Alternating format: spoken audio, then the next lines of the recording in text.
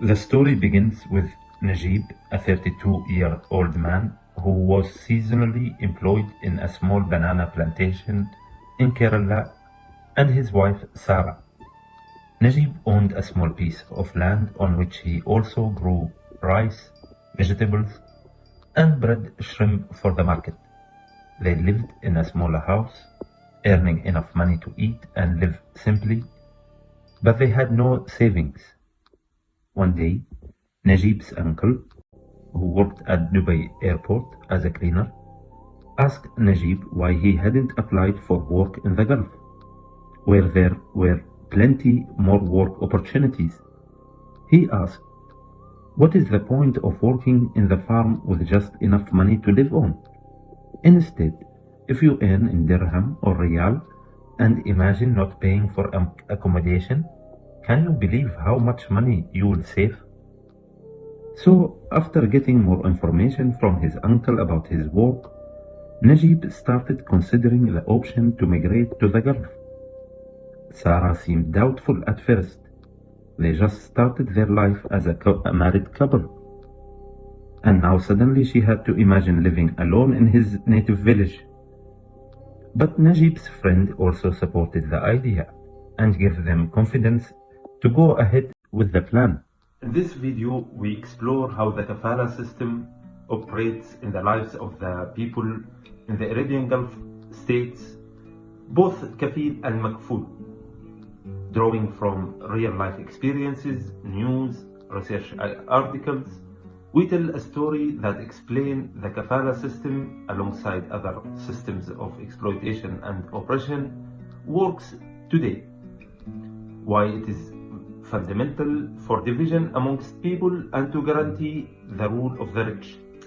This is the final part of a series of videos organized by the Omani Free Movement throughout month of May 2025 under a campaign to abolish the Kafala system. Keep watching till the end, and now let's go back to Najib. A few days went by and Najib began his inquiries with some agents.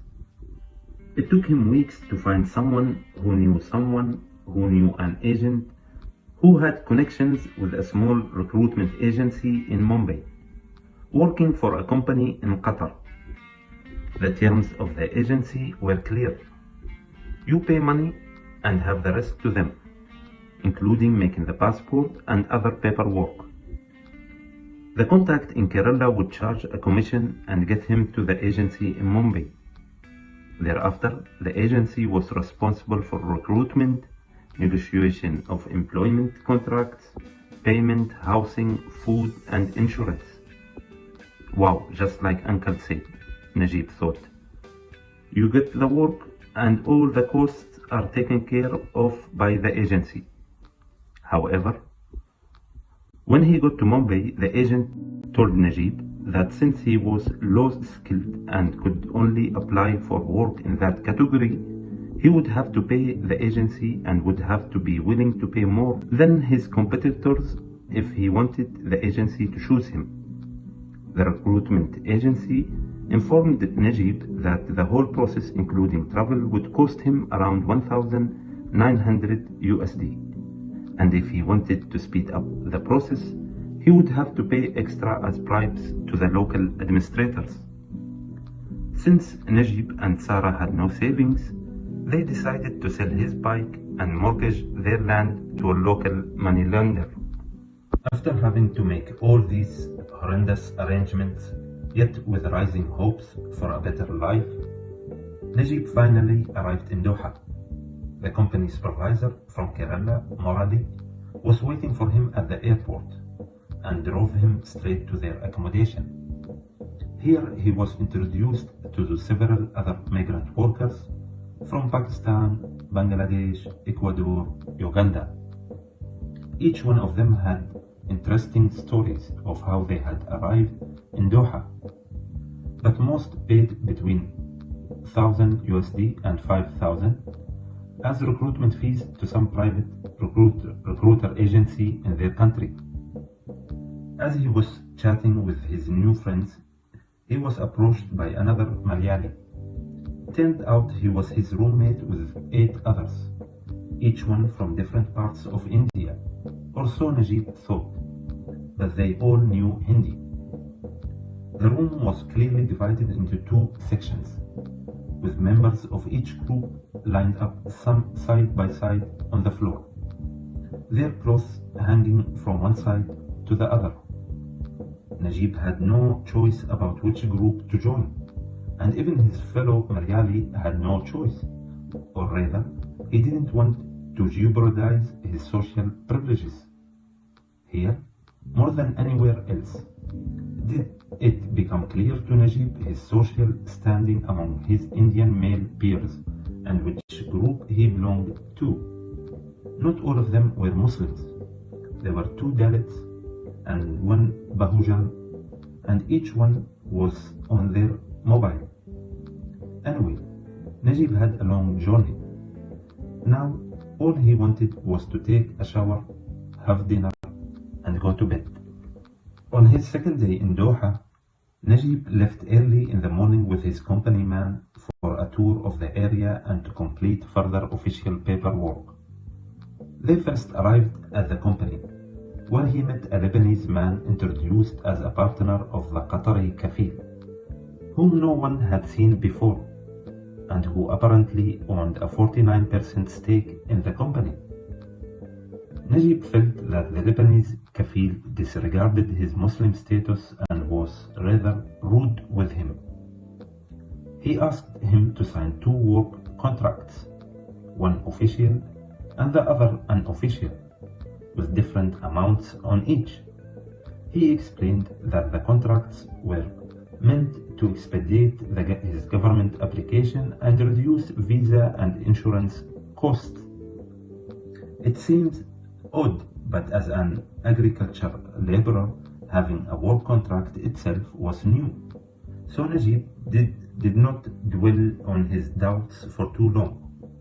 He met Morali, the company man, on his way back to his room, who showed him a grocery store at the end of the street, where he could buy phone recharge cards and other personal items. The owner, a talkative Gujarati Indian, told Najib that he knew everyone on the street, both citizens and non-citizens, and everyone respected him. His face implied that Najib should too. As he was going back from the store, Najib came across some Qatari youth playing football. He greeted them, but they ignored him, which surprised him. He wasn't used to being ignored by kids. Before he entered the quarters, a police car passed by on the street. Najib could see the company man grow tense. He remarked, "Be careful, these people don't show mercy to anyone." It had been a few weeks since Najib started working as a helper in the company workshop that repairs equipment. He worked 6 days a week for 12 hours and barely had any time or energy left after returning. But he ensured that he phoned Sarah at least once a week. This frequency reduced as Najib started working longer hours, hoping to earn overtime. At the end of the month, Najib was surprised when he hadn't paid as he asked his supervisor about it. The supervisor said that he was only in charge of overseeing Najib's work. The payment was made by the company to the agency. He would have to check with them. Najib had to make multiple phone calls to the agency in Mumbai regarding his payment, and after weeks of delay, he was finally paid. Forget paying overtime. They had made deductions from his promised salary as on the unofficial contract. But Najib didn't have time to fight with the agency. He had to send money to Sarah, who had been taking small loans to rent the house. A few months went by, and Najib was still struggling to send Sarah money, either because of delays in payment or stalling tactics in response to Najib's angry outbursts. It was causing humiliating situations for Sarah when she had to borrow money from neighbors. Najib's Pakistani friend suggested that he bring Sarah to Doha. She could work as a cleaner for a company or as a domestic worker. She would, of course, have to go through the entire process of applying to a recruiter agency and so on. Given Najib's experience with his agency, he felt doubtful. But maybe they could find a different agency that might not be as bad. After all, there were hundreds of such agencies in Mumbai itself, he got to know. Now Najib just had to convince Sarah about the move. After all, it isn't common for a non-Dalit to imagine themselves as a cleaner or domestic worker. So after Najib rattled off the same speech that his uncle first made to him about how these jobs like domestic work are very different in Gulf countries and how the pay is better, it was settled. Sarah would move to Doha. The next step was to plan how to bring Sarah as a domestic worker. So he started making inquiries at work, in his accommodation. His Malayali friend told him to speak to the Gujarati shopkeeper, who usually had all the information about the neighborhood. The shopkeeper informed Najib that one of the Qatari middle-class families was looking for a housemaid. Najib checked out the house from the street and found it good. They would take good care of Sarah, he thought. So, the Gujarati shopkeeper became the middleman between Najib and the Qatari family, since Najib didn't speak Arabic. Sarah would need to contact a recruiter agency in Mumbai who would do the paperwork to get her to Doha. With the help of the Gujarati connections, Najib found a small recruiter agency in Mumbai. Of course, the Gujarati would get a commission for all his help. Clearly, this wasn't the first time he was playing middleman.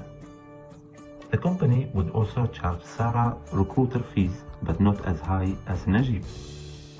His Pakistani friend informed him that this was because Najib's recruitment agency pays the subcontractor company, which pays the contractor company, and which pays the petrol company, so that low-skilled workers like Najib can work for them. Anyway, he couldn't understand much of what his friend would repeat after attending their union meetings. So he distracted himself by worrying about how to arrange for money for Sarah's recruitment. But Sarah was 2 steps ahead already. She took a gold loan to pay the recruiter agency and sold a few electronics and other house items to buy a train ticket to Mumbai. This was her first time outside Kerala. She wasn't so nervous. She had no idea what to even imagine about the ways in which her life would soon change. Through his regular chats with the workers from very different backgrounds, working different jobs, Najib found that the company's work environment seemed to be the same as everywhere else under any capitalist labor system, where racialization is the rich owner's way of dividing labor, regardless of their identity. Somewhere it might be based on skin color or race, or nationality, or even caste. Because of this division, work became smooth for the employer, even more so during times of crisis. After months of delayed salary payments and the provision of incomplete and intermittent salaries, for which the company blamed the recruitment agency, who said the company was responsible, all the workers decided on a hot summer day to go on strike. They would strike until all overdue salaries were paid and until the company agreed to commit to paying salaries on time. Their Qatari colleagues working on the company did not participate in the strike. In fact, they treated the strikers with contempt. While the workers waited to negotiate with the Lebanese kafil of the company, Najib seized the opportunity and addressed the strikers, encouraging them to demand humane working conditions at least equal to those of the Qataris, including holidays and benefits. All his fellow strikers agreed with him. But before the Lebanese kafil arrived to negotiate with the striking workers, the company's supervisor called the police to force the workers to return to work. Upon his arrival, the Lebanese kafil listened attentively to the strikers, pretended to sympathize. He asked to speak with Samir, his loyal Pakistani worker. Samir told him what Najib had done earlier, getting the Kafala workers to demand equal treatment. The Lebanese kafil, in cooperation with Samir, decided to end the strike in exchange for all the overdue wages being paid to the Pakistani workers only, who constituted a third of the workforce. The company supervisor also seized the opportunity to increase his favor with the Lebanese kafil, informing him that he had contacted the police in advance and that he would use his own channels to withdraw a group of Indian workers from the strike as well. He withdrew all the Hindu workers with a promise of their overdue wages. But somehow, only the Savarna workers ended up getting paid. Dalit and Bahujan workers, who were the majority Hindus, were left betrayed. On arrival, the police arrested Najib along with 15 other workers. To make things worse, the Lebanese kafil signed the order dismissing Najib and the other arrested strikers. Najib and his comrades were placed in a detention center on the outskirts of Doha, awaiting deportation. They had not been allowed to contact anyone, and it wasn't until the following evening that Sarah learned about Najib's arrest. Najib had not arrived for his usual short visit, and it was unlike him to miss 2 evenings in a row. Sarah's mind was not focused on the chicken biryani she was preparing for her kafil's family dinner. She didn't want to make any mistakes at work, afraid it might cost her job. So she went to speak to the only other person she knew apart from her employers and Najib, the Gujarati shopkeeper.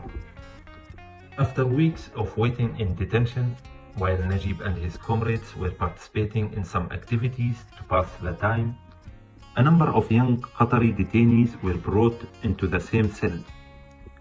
After a day or two of caution and anticipation between the two sides, the Qatari and foreign detainees began to exchange conversations and participate in activities together.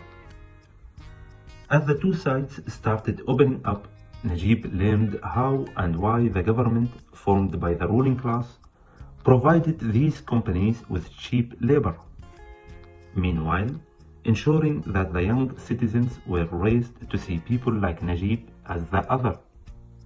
He had obtained the economic opportunity but without political rights, unlike his Qatari counterparts, who enjoyed some political rights as citizens but no economic ones.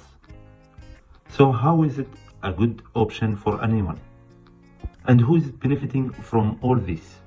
The big oil companies and the elites that make up the government.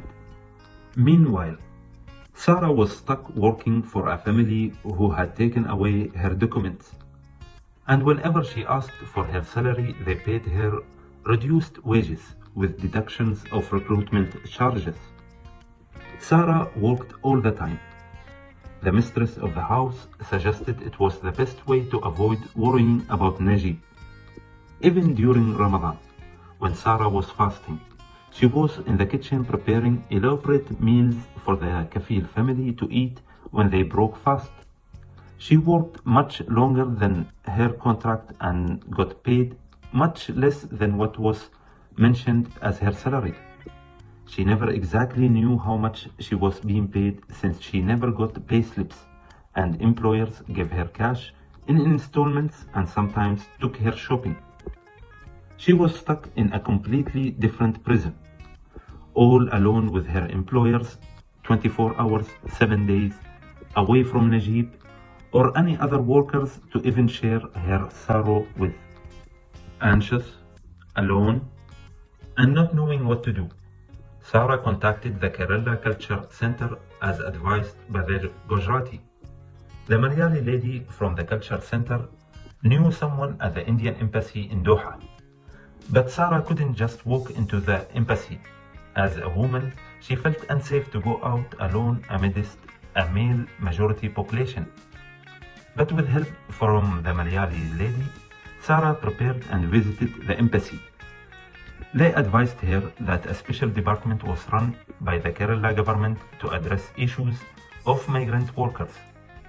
It was called Norca Roots, and they also dealt with the cases of migrant workers imprisoned abroad and provided legal aid. After days, Sarah felt hopeful, and so she began calling the international helpline numbers from the list she had got from the embassy. She made at least a dozen phone calls, and from each one, she heard the same response. We only can provide legal aid and help to innocent migrant workers who are jailed for no fault of theirs.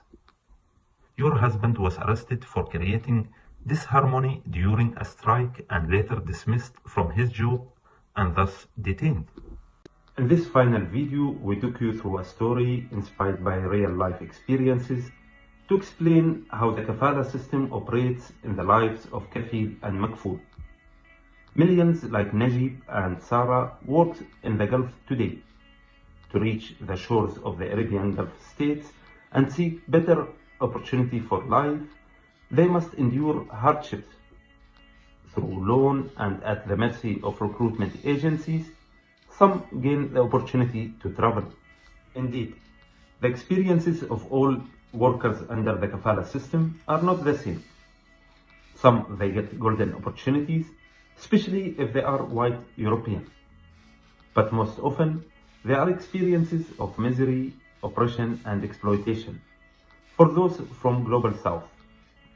While the work environment seems harmonious and cooperative, it is under the influence of the capitalist propaganda of racialization and the violence of administrative authority, as we also saw in the story. The Kafala system deviously separates workers' economic and political rights, giving the citizen political rights without economic one, while giving the Kafala workers economic opportunities without political rights. Mostly, the Kafala system is not enforced in reality, and for domestic workers such as Sarah, there are no provisions in the law, so no platform to organize for their rights. Moreover, the Kafala system operates in conjunction with other systems of oppression and exploitation, such as like local national identity and patriarchy. Reforming this system of Kafala won't achieve anything. It will merely remain on paper. Why? Because Gulf countries are busy competing with each other to provide the cheapest labor and resources for big companies, but with partners with the government companies. Plus, there are countries such as India, Bangladesh, Nepal that are competing with each other to supply cheapest low-skilled workers. It is a race to the bottom. At the end, we hope we have engaged critically and humanly with this oppressive and exploitative system that is the Kafala system, and to re-emphasize our position as Omani Free Movement regarding this system. We strongly stand with the aim of abolishing the Kafala system and build new labor system that builds the economy, which will be based on the local needs of the masses and builds human power and creativity, not for the purpose of exploiting it. This is the final video of a 4-part series under a campaign to abolish the Kafala system organized by the Omani Free Movement throughout the month of May 2025. All the power and solidarity to the people, and let the struggle continue till the people united and liberated.